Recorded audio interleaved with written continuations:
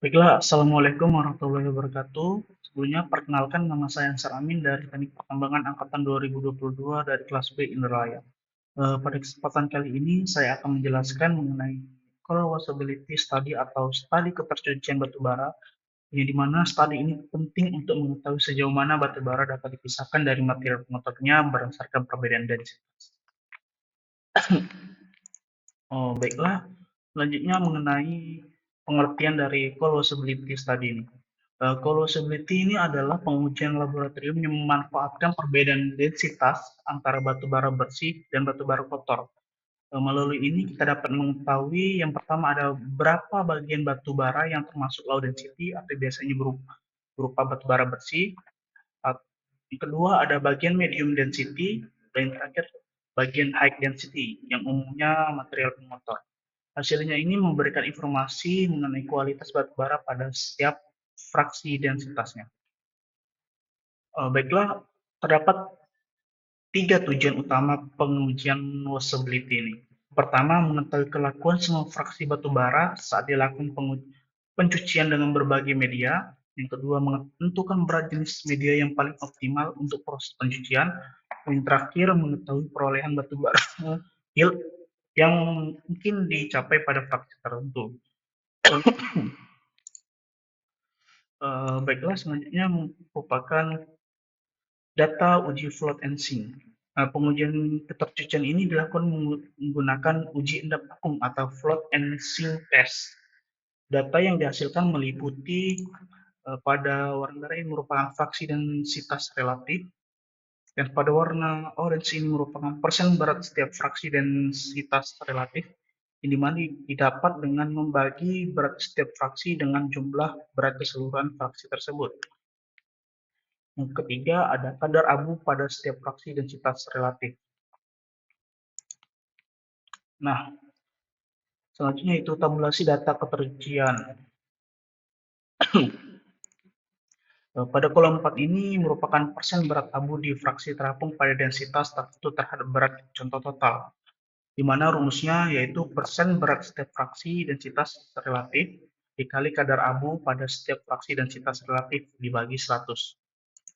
Pada kolom 5, yaitu merupakan kumulatif persen berat abu, di mana menggunakan rumus jumlah persen berat abu terapung secara kumulatif. Pada kolom 6, ini merupakan nilai kumulatif persen berat terapung, di mana rumusnya jumlah persen berat fraksi densitas relatif secara kumulatif. Pada kolom 7, nilai ini merupakan nilai kumulatif persen berat terapung, yaitu rumusnya jumlah persen berat fraksi densitas relatif secara kumulatif. Selanjutnya ada kolom 8, itu merupakan persen berat abu dalam fraksi terendap pada densitas pemisah tertentu, di mana rumusnya merupakan jumlah persen berat abu di fraksi terapung pada densitas pemisah tertentu hingga kumulatif persen berat dikurang kumulatif persen berat abu. Pada kolom 9 merupakan kumulatif persen berat terendapkan, rumusnya yaitu 100 dikurang nilai kumulatif persen berat terapung, dan pada kolom 10 merupakan persen kadar abu dari kumulatif fraksi yang terendapkan.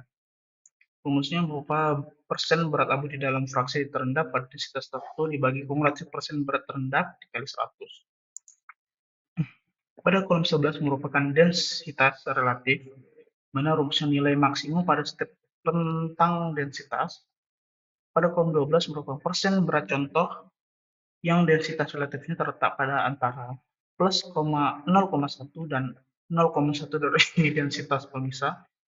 Rumusnya berupa nilai kumulatif persen abu terapung plus 0,1 dikurang nilai kumulatif persen abu terapung dikurang 0,1. Pada kolom 13 merupakan kumulatif terapung dikurangi dengan setengah persen berat fraksi terapungnya. Rumusnya berupa nilai kumulatif persen berat terapung dikurang persen berat setiap fraksi densitas relatif dibagi 2. Baiklah, selanjutnya merupakan kurva hasil washability test. Yang pertama ada elementary kurva. Kurva ini menunjukkan nilai maksimum kadar abu yang mungkin ada dalam suatu sorting. Kurva naik tajam di awal, lalu mulai mendatar. Hal ini menunjukkan hubungan non-linear antara ukuran dan kadar abu Maksimum as yang dapat dicapai menurut kurva sekitar 95 hingga 100%. Suatu yang lebih efektif memisahkan abu pada ukuran kecil dibandingkan ukuran besar. Kurva ini dapat digunakan untuk memperkirakan batas teoritis kadar abu ketika fraksi tertentu diekstraksi. Berikutnya ada kumulatif float kurva. Kurva ini untuk menentukan persentase teoritis batubara bersih yang akan diperoleh perolehan batubara sama dengan cold yield. Pada as rendah, kurang lebih 10%, yield yang mungkin dicapai halnya sekitar 60 hingga 70%. Jika as dinaikkan menjadi 15 hingga 20%, yield meningkat menjadi 75 hingga 90%. Perolehan maksimum itu hingga 100% baru tercapai pada as sekitar 25%. Namun dengan kualitas yang lebih rendah, kurva ini menegaskan adanya trade-off antara kualitas batubara dan persentase perolehan. Selanjutnya ada specific gravity curve, ya, di mana kurva ini menunjukkan bahwa semakin tinggi batas relative density pemisah, semakin besar persentase batubara yang masuk ke fraksi float. Nah, yield meningkat cepat dari 20% pada RD relative density plus 1,35 menjadi 70 sampai 80%, pada relative density 1,50 sampai 1,6, kemudian mendekati 90% pada relative density sekitar 2,0. Kurva ini menggambarkan cold yield teoritis pada pemisah sempurna dan membantu menentukan relative densitas optimum yang memberikan kombinasi terbaik antara kualitas dan perolehan.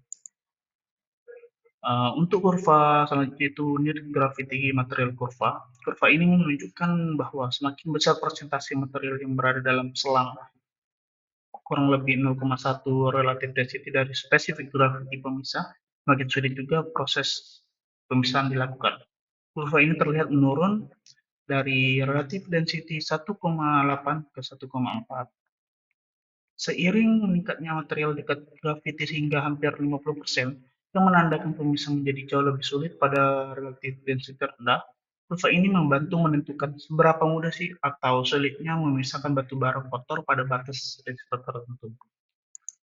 Bisa dilihat ini merupakan possibility kurva yang sudah digabungkan dari kumulatif string kurva, kumulatif kurva, near gravity material kurva, special gravity kurva, dan elementary kurva.